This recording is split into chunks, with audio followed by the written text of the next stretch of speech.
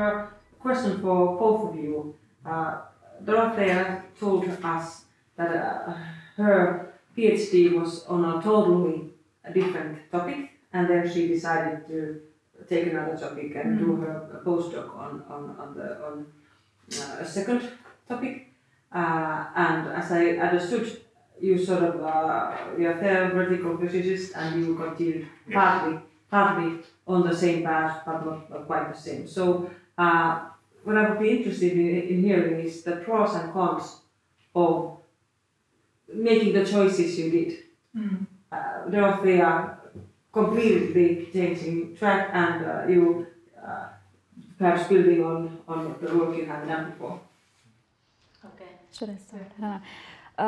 Well, for me, the pro is definitely because there are so many different interesting topics. So it's I was just really keen on using this freedom of basically start working on a different topic that I also find very, like, personally very interesting. I mean, the PhD was interesting as well, but I don't know, it just felt like it felt good to have this expertise and then get some more. But just tell what was the topic of your dissertation.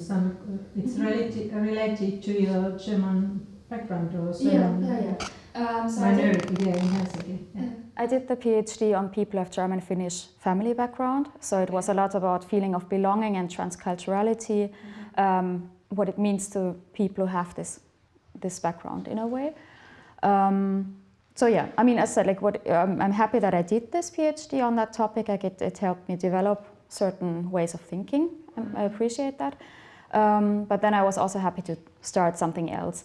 The challenge for me was that basically when I started the postdoc, I felt a lot of pressure, but that was just me, but a lot of pressure to publish because everyone around me was publishing, and I felt that, okay, this is what I'm expected to do, but I mean, I started from scratch again.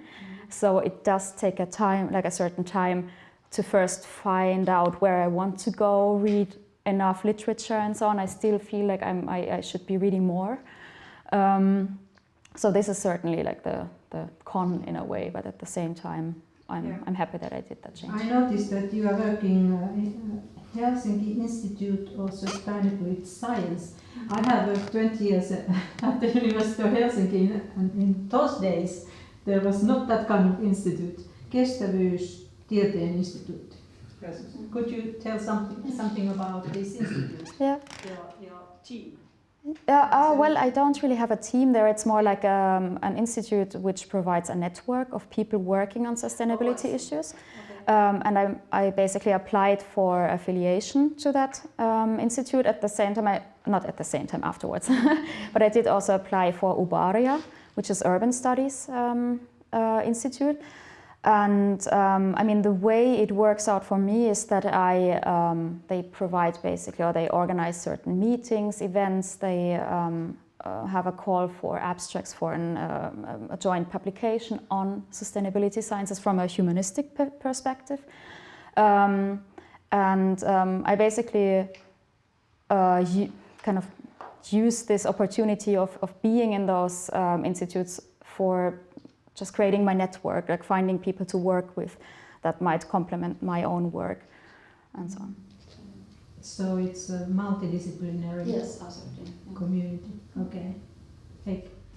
So, well, I mean, somehow the decision to somehow continue in very similar projects was very much practical. That I mean, when I was defending my thesis and applying for a postdoc position, I mean, because I ended up applying for all the possible jobs that were available, but of course I was most qualified to do research in really my area of expertise, and then I ended up getting an offer from the New York lab that I showed you, which was also very, very famous in the field. So I was very happy to go there.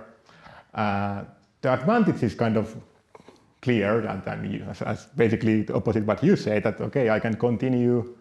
I know what I'm doing. I can continue some of the projects with my previous supervisor and collaborators. I can do new projects pretty soon and get enough papers out, because I mean basically in our field you apply 1 year in advance, and you have 2-year postdocs.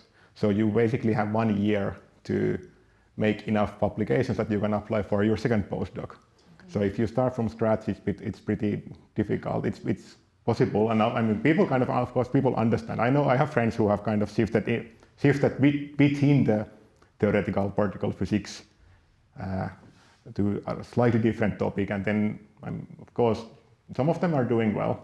So it's not really career-wise a bad decision, but I mean, then it makes your life a bit more difficult. So, of course, I mean, it would be, I mean, I learned a lot in working in different environment in the States, but I would have learned more if I had done something more different than I did, but I don't, that in practice that would have been very difficult. Yes, your presentation, it was very theoretical. I just wonder what is the social relevance of you. Mitä te teette siis? Mikä hyöty siitä on? Niin kuin, minne se johtaa, tämä teoreettinen puhe? I mean, I would say we need to understand the fundamental laws of physics that somehow describe our world. We want to understand the world we live in, and we know that there are 4 fundamental forces, let's say.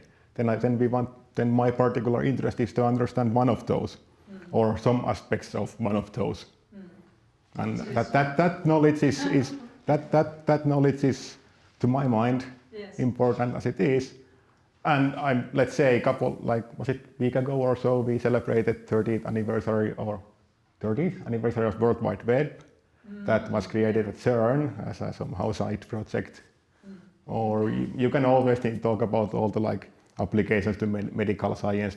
Like in cancer treatment, they actually use particle accelerators that are developed because of this kind of business some decades ago. Very important. Isn't it so that everything is physics? Yeah, it is. All right. Okay. So you were talking about this collaboration between the experimental and theoretical research. So does it usually go so that this theory comes first and then they plan the experiments based on this and they try to confirm it? That's a very good point. So first of all, like maybe the famous example recently would be the Higgs boson, that basically everyone knew in the field that it will be somewhere there, and then when they built the LHC, it was kind of known that okay, either we find it or then there is something very, very fascinating happening.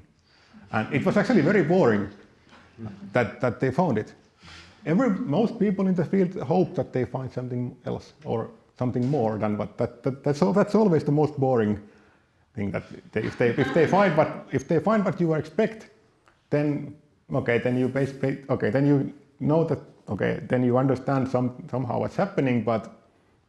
And of course, if you're a young grad student who makes a curve and then the experimentalist actually measure something on top of that, you are very happy.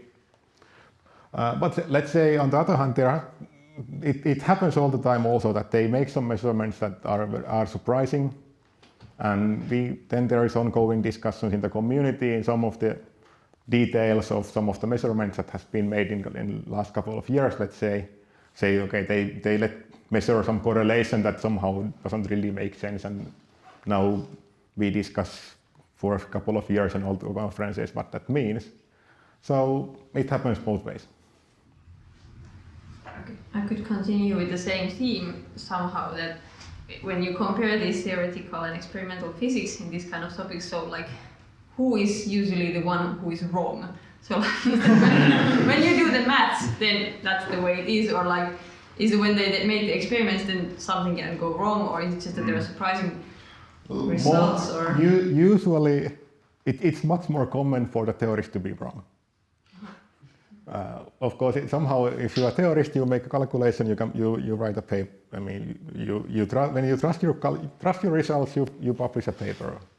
But then in experimental collaboration, you have hundreds of people doing their like much more manpower and much more quality control, and then somehow also.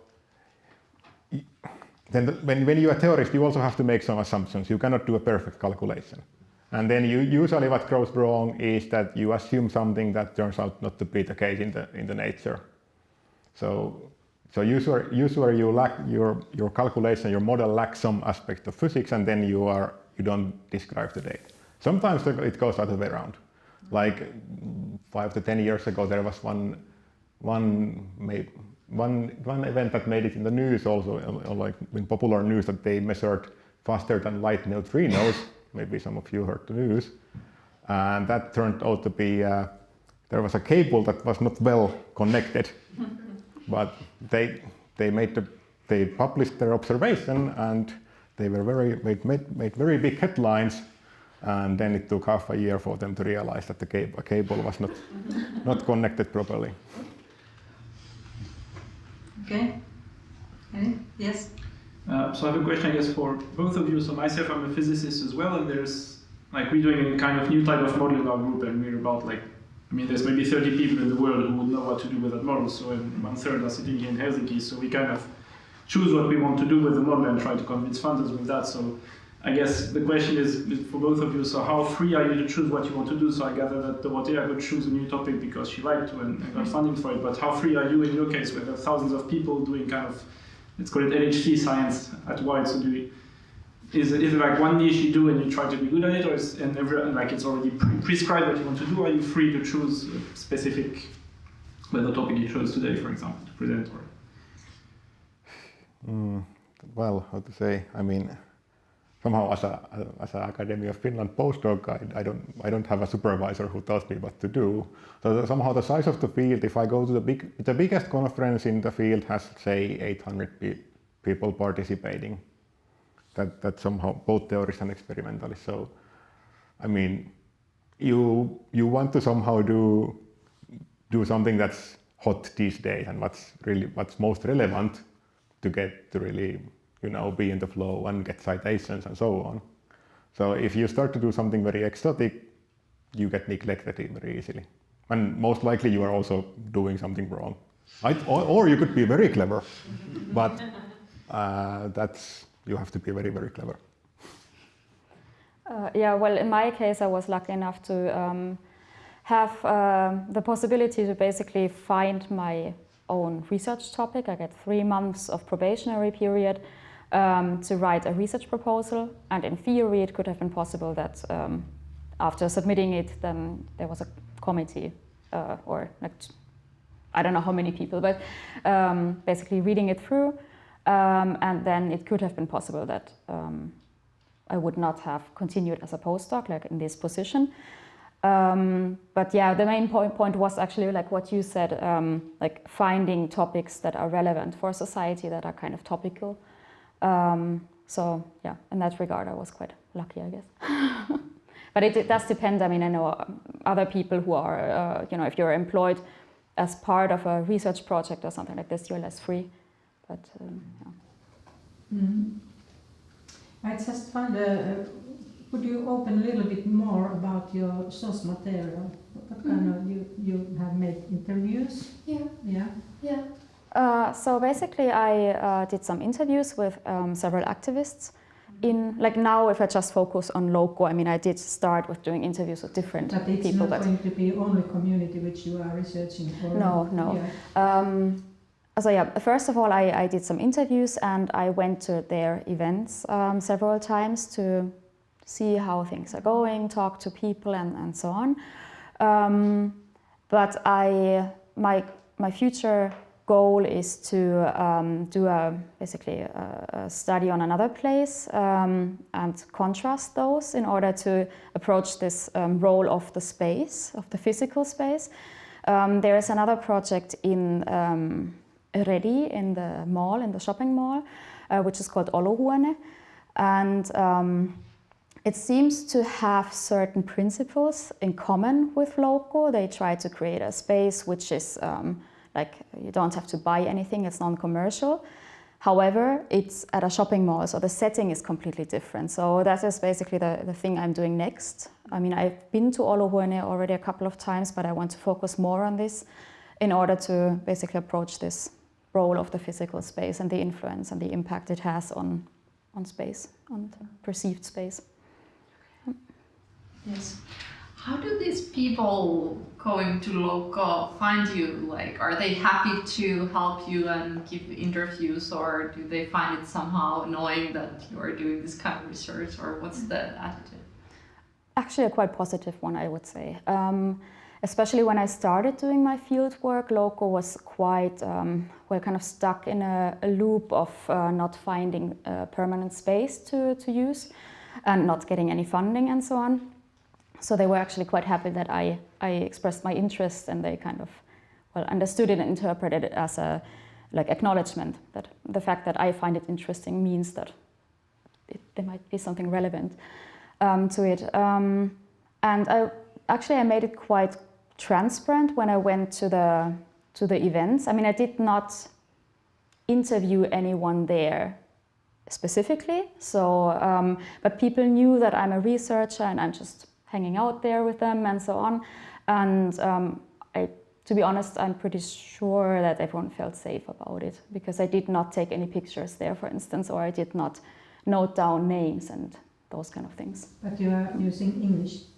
Yeah. With the interviewees, yeah. Okay. All right, yes.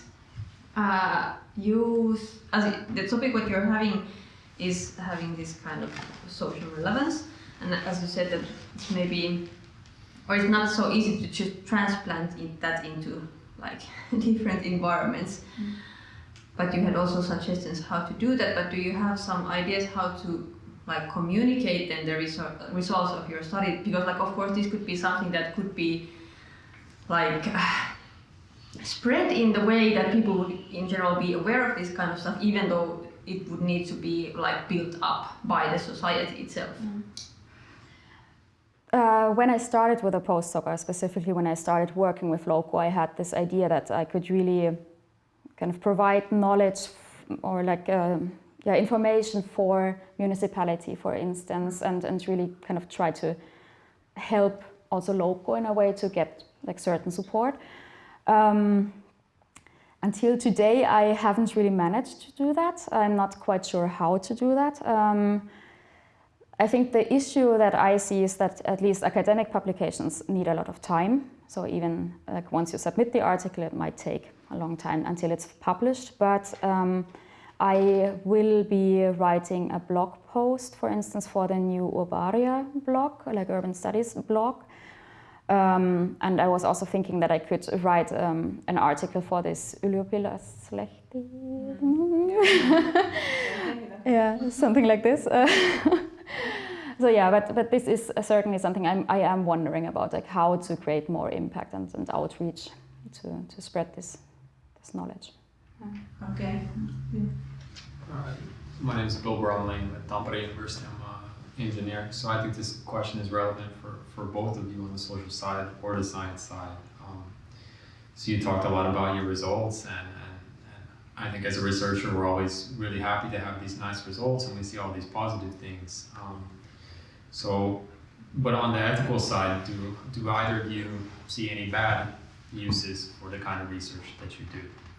So the results that you have, how can they be used for bad instead of good? Heck. So for example, you talked on the good side quite a lot. You talked about the medical uses of physics and so on, and we always see the good side, but I think research always has a bad side. So what kind of ethical issues do you face? Well, as a theoretical physicist, I don't see ethical issues. That's what I write to my Academy of Finland application. I mean that you can write something there. Yes, one can argue about nuclear bombs or something like that. But then I don't know. You can do harm with many different things. So somehow, personally, the research I do or the field I'm involved in, anything that's done at CERN, say, I don't see any negative sides. Well, of course, then you can argue how if that is good way to spend money, tax money, and I would argue it is, but that's of course my personal view. Personally, I don't think that the project I'm doing right now could have or I cannot really think of negative effects. However, I mean, there are people involved who might not, who feel discriminated against already. But this is something like, this is the reason why I did not take any pictures, for instance, while being at Loco. I ask every time I do an interview, I agree with an interviewee if they want to be anonymous, made anonymous. So, yeah, that's basically my way of handling the situation. Yeah, I hope that's. Who was there? Some of you? No? Okay, any other questions? Oh, yes. I'm just laughing because I come from the humanities, but I work a lot with the IT people, and I think the difference between you two and ethics is like quite prototypical. Usually in the humanities we think of all these issues so much, and then in natural sciences, well, I don't see any. But you were an engineer, so you were actually like the exception to the rule. Yeah. Okay, your turn. Yeah, I was thinking about the electrons. So you mentioned that there is no internal structure in the electron. So is this a current belief, or is there a possibility that one day we would discover that there is internal structure there? Of course, there is always possibility, because we can never measure that something has zero size. We can put an upper limit, but somehow the current theoretical model that describes all the laws of physics that we know, that the standard model of particle physics that we know to describe huge amount of experimental data, it says that it's point-like, and then we can try to measure its internal structure and put an upper limit. I don't remember what would be the ballpark for the upper limit, but we can never measure something to be zero. We can measure an upper limit. Så, hur ska